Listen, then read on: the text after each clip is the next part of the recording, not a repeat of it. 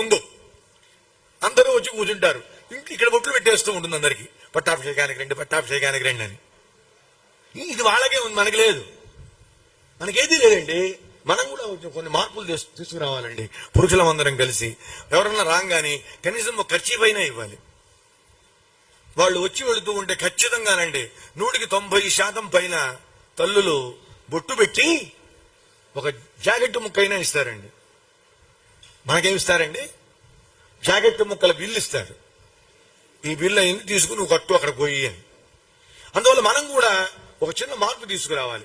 ఎవరన్నా రాగానే వాళ్ళు జాకెట్ పెట్టంగానే మనం కూడా వెంటనే ఒక కొంగని తీసుకోవడం, వీళ్ళకి బొట్టు పెట్టడం, ఇదిగో ఖర్చీఫ్ అంటాం.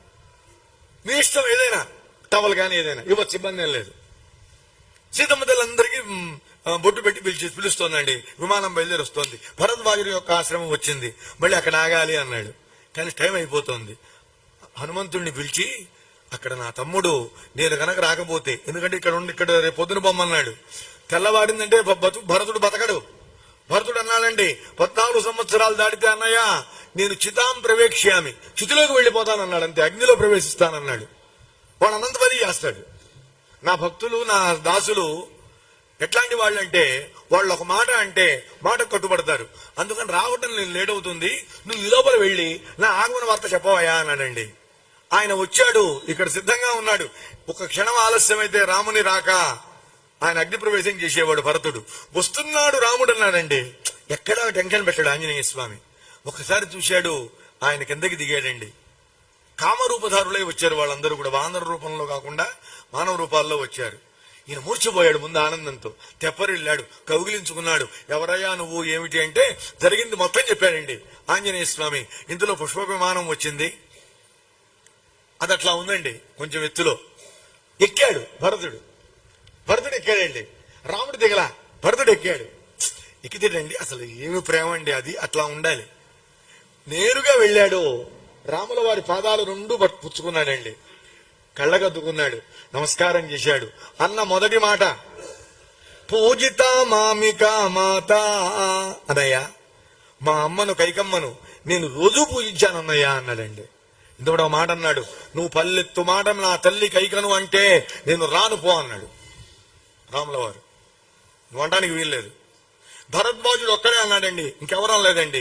మీకేం తెలుసయ్యా, ఆవిడ వనానికి పంపించింది, సుఖోదర్కం భవిష్యతి, దీని పరిణామం శుభంగా ఉంటుంది, సుఖాంతంగా ఉంటుంది, నీకేం తెలుసు, తర్వాత తెలుస్తుంది పో అన్నాడు.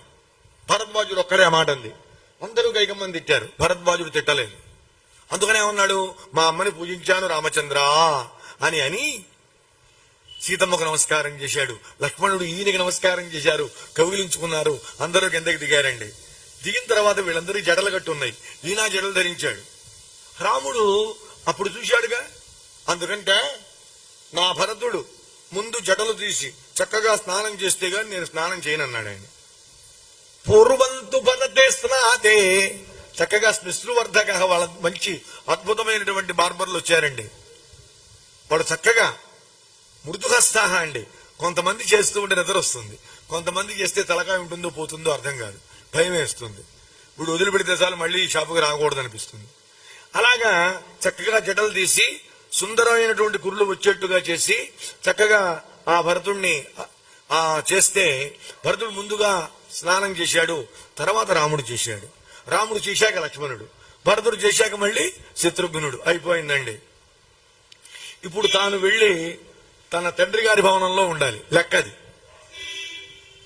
రాజు అవుతున్నాడు కదా, రాజభవనంలో ఉండాలి. అందుకని తన భవనాన్ని సుగ్రీవుడికి ఇచ్చాడు. భరతుడికి చెప్పాడు, ఇగో నా భవనం సుగ్రీవుడికి, లక్ష్మణుడి భవనం ఫలానా వాడికి, విభీషణుడికి. అందరూ వచ్చారుగా పొలవమని, అందరికీ ఇమ్మన్నారండి. అందరూ వెళ్ళిపోయారు. ఇక వానర వీరులందరూ కూడా, ఆంజనేయుడు మొదలైన వాళ్ళందరూ కూడా తూర్పు దిక్కుకు ఒకళ్ళు పరిగెత్తారు. నవరత్న ఖచ్చిత సువర్ణ కలశం తీసుకుని తూర్పు సముద్రం నుంచి ఒకళ్ళు, దక్షిణం నుంచి ఒకళ్ళు, పశ్చిమం నుంచి ఒకళ్ళు, ఉత్తరం నుంచి ఒకళ్ళు, 500 మహానదుల నుంచి కొంతమంది. ఆయనకే ఉండి కొదువ. మనమంటే ఇక్కడ కూర్చుని కలశంలో గంగా మావాహయామి, సరస్వతి మావాహ అని అంటూ ఉంటాం. ఆయన గట్టగా అక్కర్లా, పోయారు, తెచ్చి అక్కడ పెట్టారండి. వశిష్ఠుల వారు రామచంద్రమూర్తిని సీతమ్మను సింహాసనంలో కూర్చోబెట్టాడు. తతస్స ప్రయతో వృద్ధో వశిష్ఠో బ్రాహ్మణై సహా రామం రత్నమయే పీఠే సఖసీతం న్యవేశయతు సఖసీతం న్యవేశయతు.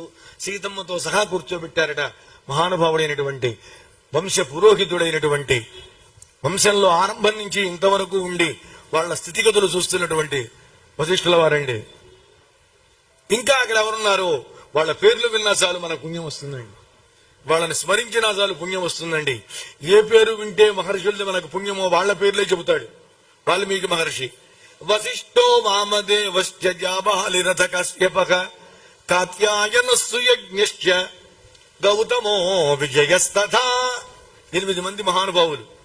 ఈ 8 మంది కూడా అద్భుతంగా దివ్యంగా చూస్తూ ఉండంగా ఈ పర్యవేక్షణలో వశిష్ఠుల వారు అభిషించన్న రవ్యాగ్రం ప్రసన్నేన సుగంధినా. ఈ 8 మంది వశిష్ఠ నువ్వు కాని అంటే అమ్మమ్మ మీరంతా రావాలి పెద్దలు అన్నారండి. ఈ 8 మంది వెళ్లారు చక్కగా ఆ సువర్ణ కలశాలతో ఆ సువర్ణ సింహాసనం మీద కూర్చున్నటువంటి సీతారాముల్ని అభిషేకం చేశారండి. రవ్యాగ్రం అభిషేకించారు, రాముల వారిని అభిషేకించారు, రాముల వారితో పాటుగా సీతమ్మను కూడా అభిషేకించారు. అంతేకాదు ఎలా సలిలేన సహస్రాక్షం వసవో వాసవం యథా. ఎలాగైతే సహస్రాక్షుడైనటువంటి దేవేంద్రుణ్ణి ఆనాడు వసువులు అభిషేకించారో అలా అభిషేకించారు. అద్భుతమైనటువంటి దివ్యమైనటువంటి మాలను వాయుదేవునికి ఇచ్చి పంపించాడు. ఎవరు? దేవేంద్రుడు. నాయనా వాయుదేవా నువ్వు పోయి రాముల వారి పట్టాభిషేకంలో చదివించిరా అని చదివింపులు స్టార్ట్ అయినాయండి.